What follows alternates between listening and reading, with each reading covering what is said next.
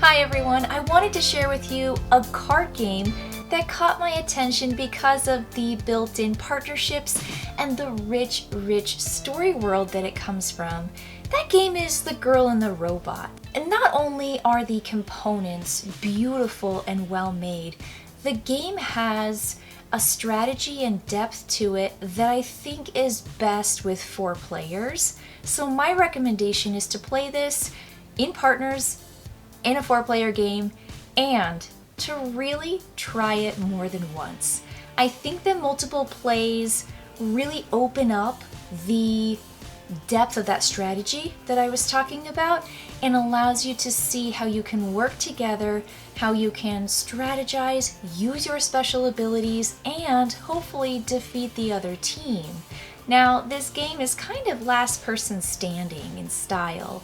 On your turn, you're going to do whatever you'd like to do. You can play action cards, or you pay ability points to activate your ability. At the end of your turn, you draw a card from the deck, and if it is a demon card and you do not have a weapon to fight it off, your character dies and you're out of the game. So it's really important to have weapons, but also to be able to rearrange the deck. And that's really where the game is at, is when you draw a demon, you put it back into the deck, which means that there are still the same number of demons, but you can see where the face-up demons are, and you can tell how far away they are, and you can place them wherever you'd like, on the top of the deck if you want, so that the next player who's on the other team has to draw a demon card, and they have to fight it off, or they play other cards that help them rearrange the deck.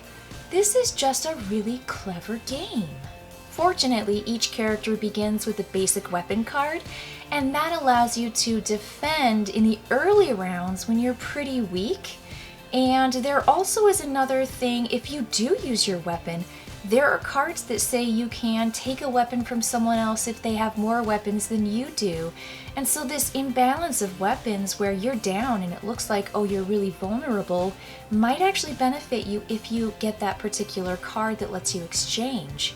You also have just so many action cards that change the gameplay, changes the turn order, rearranges the deck, gives certain abilities to people on your team or hurts people on the other team. And so when you're playing with 4 players, it's really dynamic. And again, I just feel like the game really warrants multiple plays.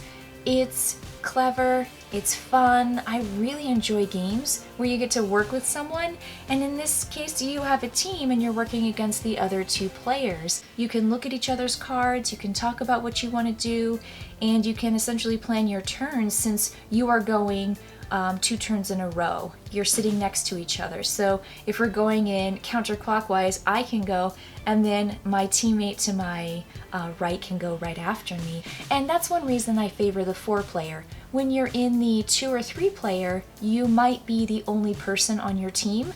2-player, obviously you're one against the other, and in a 3-player, it's the girl and the robot versus the evil queen. And so the evil queen is by herself. I just think the game is interesting, it's clever, it is beautiful, and it's well made.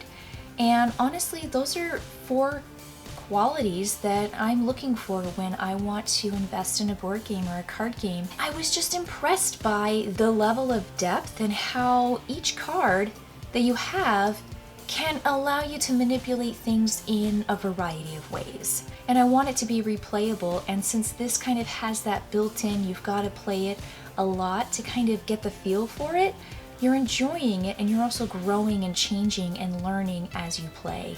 And I think that's pretty cool.